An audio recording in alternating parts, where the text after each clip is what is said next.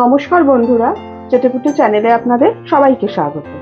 আজকে আমি আপনাদেরকে ঘি মরিচ আলুর একটা রেসিপি করে দেখাচ্ছি।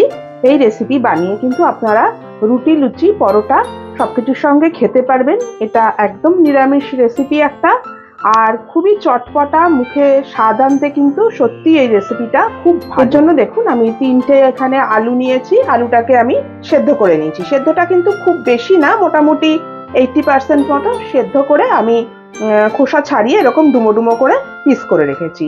এটা আপনারা আপনাদের খুশি মতো পিস করতে পারেন, ছোটও করতে পারেন, আর একটু বড় রাখতে পারেন।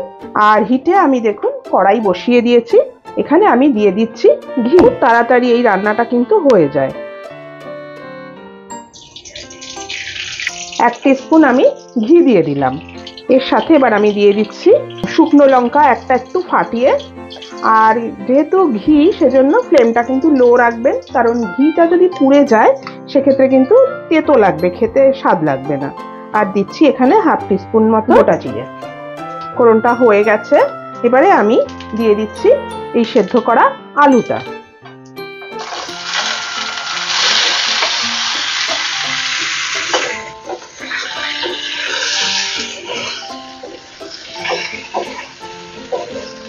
লো হিটেই একটু ভালো করে এটাকে আমি ভেজে নেব। দিয়ে দিচ্ছি এখানে আমি স্বাদ মতো নুন।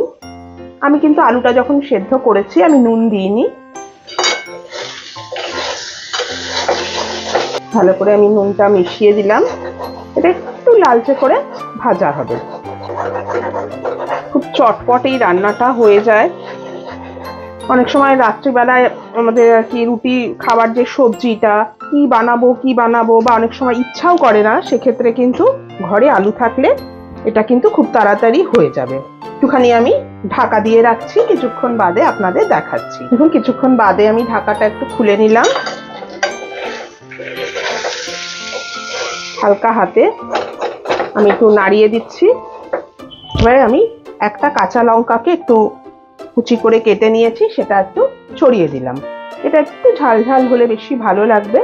আর একটা কাঁচা লঙ্কা আমি একটু চিড়ে দিয়ে দিলাম। ঝালটা অবশ্যই আপনারা আপনাদের পছন্দ অনুসারে দেবেন। আর হাতের মধ্যে একটু জল নিয়ে আমি এটা একটু জলের ছিটে দিয়ে দিচ্ছি। এটা কিন্তু এমনি জল দেবেন না, এইভাবে একটু ছিটা দিয়ে দেবেন, তাতে আলুটা যেটুকুনি নরম হওয়ার দরকার ঠিক হয়ে যাবে।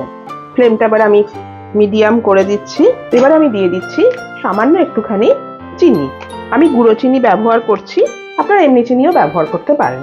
খুব কম, একটু চিনি না দিলে আমার যেন মনে হয় স্বাদটা ঠিক মতো ব্যালেন্স হয়। এবারে আমি এখানে দিয়ে দিচ্ছি 1/2 টিস্পুন ভাজা জিরার গুঁড়ো।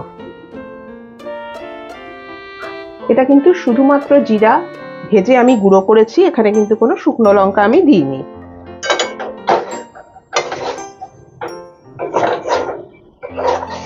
যেহেতু এটা ঘি, আলু, মরিচ, সেজন্য এখানে এবার আমি দেব 1 টিস্পুন গোলমরিচ গুঁড়ো। কিন্তু এখানে খেয়াল রাখবেন, গোলমরিচ যেটা দেবেন সেটা গোটা গোলমরিচ যেটা, সেটাকেই একটুখানি ভেঙে আর কি গুঁড়ো করে, পুরো একদম মিহি গুঁড়ো না করে, যাতে মুখে পড়ে এরকম ভাবে দেবেন। এরকম দেখুন, কারণ এখানে যদি গোলমরিচের গুঁড়ো ইউজ করেন তাহলে কিন্তু সেই ফ্লেভারটা খুব একটা ভালো লাগবে না।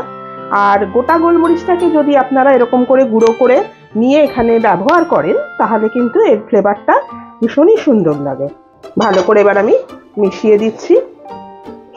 আপনারা চাইলে একটু ধনেপাতা দিতে পারেন, আমি দিলাম না, কারণ আমার এই গোলমরিচের গন্ধটাই কিন্তু দারুণ লাগে। এটা আমার একদমই হয়ে এসছে। এবার সামান্য একটুখানি ঢাকা দিয়ে রাখছি, কিছুক্ষণ বাদে আপনাদের দেখাচ্ছি। দেখুন কিছুক্ষণ বাদে আমি ঢাকাটা আবার খুলে নিলাম। এটা আমার একদমই রেডি, নামিয়ে দেব। এবার আমি এখানে দিয়ে দিচ্ছি এরকম ছোট্ট একটা স্লাইস পাতিলেবু, তার সামান্য একটু রস আমি দিয়ে দিলাম। খুবই সামান্য দিলাম, বেশি দেওয়ার দরকার নেই। ভালো করে এবার আমি মিশিয়ে নিচ্ছি। এবার ফ্লেমটা আমি অফ করে দিচ্ছি, দিয়ে কিছুক্ষণ স্ট্যান্ডিং টাইমে রেখে আমি এটা আপনাদেরকে সার্ভ করে দেখাচ্ছি। দেখুন বন্ধুরা, রেডি হয়ে গেল আমার খুব ঝটপট ঘি আলু মরিচ। আপনারা কিন্তু অবশ্যই একবার ট্রাই করবেন। 5 মিনিট মতো সময় লাগে, বেশি সময় লাগে না, অথচ স্বাদের সেরা। আমার এই রেসিপিটা যদি আপনাদের পছন্দ হয়ে থাকে তাহলে প্লিজ আমার চ্যানেলটিকে সাবস্ক্রাইব করে আর একটি লাইক করে আমার পাশে থাকবেন। আর যদি ফেসবুক থেকে দেখেন তাহলে অবশ্যই কিন্তু আমার পেজটিকে ফলো করে নেবেন। আজ তাহলে চলি, আবার চলে আসবো অন্যদিন নতুন কোনো রেসিপি নিয়ে। সুস্থ থাকবেন, ভালো থাকবেন, নমস্কার।